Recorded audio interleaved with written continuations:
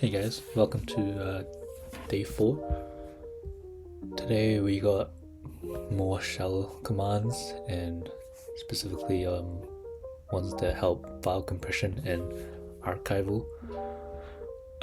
That's to start. So first, basic commands. du stands for disk usage, checks the size of files, and you can use the option sh to see it in megabytes. That's probably the most useful for us. The sh, I believe the h is human, I'm not too sure. And then tar, very useful, stands for tape archive. Right, useful for data backup, transfer, and archiving. And basically it just groups multiple files and even directories into a single archive. And we call it a tarball. And to create it, we use tar with the option cf. I believe C is just create and F is to specify the name of it, right? In this case, test.tar. And then we can extract with the same thing, X, and then F to specify the name. And then to create a compressed tarball, we use the ZCF, Z, and then create, and then F for specifying a name. And here we got a bunch of ways to compress files. bzip2 uses just bzip, right, for the file extension bz2. Then you got gzip for gz and xz for .xz type files. And to decompress, you use bun, gun, and unxz respectively. And we can actually view files without needing to decompress them, with just simply adding a z in front of the cap, or a bz in front of the cap, or xz in front of the cap for the specific file types.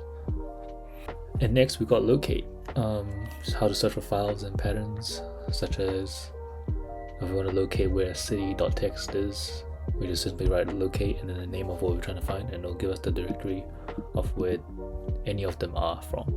And yeah, if the file was only recently created, we're gonna use an update so that Linux knows. We can also use find, so that way it would be easier for us if we know the specifics of maybe what directory it's from. I remember in the lab we had to find out where this one text was from the opt directory, and it had a long list, but eventually you can find it.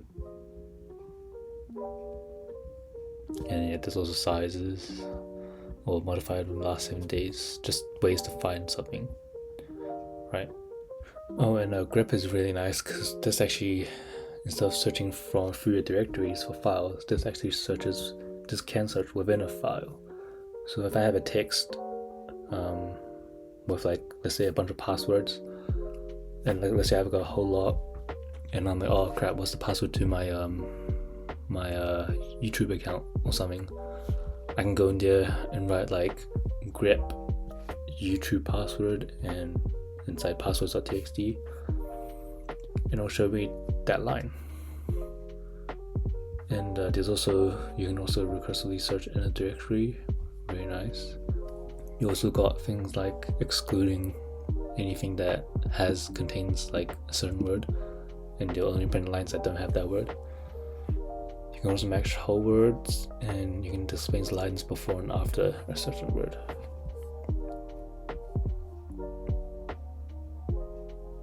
And here's a summary of the key commands, right, that we learned before. Locate, update, which is important when you want to locate something, and most recently. And find path to search, find path to look for things smaller or bigger than a certain size. Search for text pattern or file, and these are just the useful ones, right? Search recursively. And then lastly we got IO redirection. IO stands for input, output, and the 3 primary data streams, which are what the Linux commands are automatically associated with. Either one of these 3 is std in, which is the standard input stream that accepts the input, right? std out, the one that displays the output, and std error, ERR, which is the error stream that shows the error messages. And so I've got some examples. When you cap something that exists, simply display it as an output, but if it's something that doesn't exist, the error message is redirected to the std error, right? This is no such file. And here obviously the name is called IO redirection. So the ways to redirect output and errors, right? Using the greater than symbol, right? Writes the std out to a file and overriding it. This appends.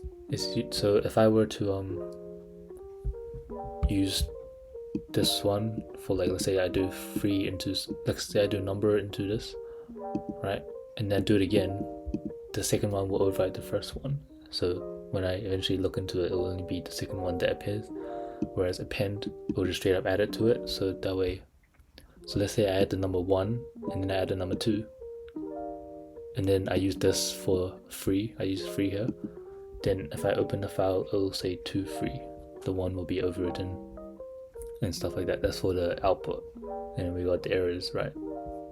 Same thing, but you added 2 to specify that it's for the errors. And here I got some examples. And pipes, that's what this button, it's like on the right of your keyboard. Hold shift to press it. It lets you send the output of 1. So it's like, like if I have, I have an example here, right? Let's say I got this, and let's say it's true, or let's say I wrote like, it's like an if statement, if blah blah blah, and this, and then it will take the output and put it into this. And this only outputs, obviously, but if we want to actually save it somewhere and output it, we use the T function. Really useful.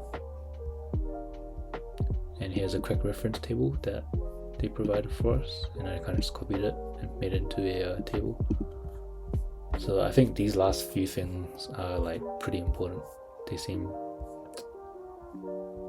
this is definitely starting to feel like what I've learned previously in coding, like Python.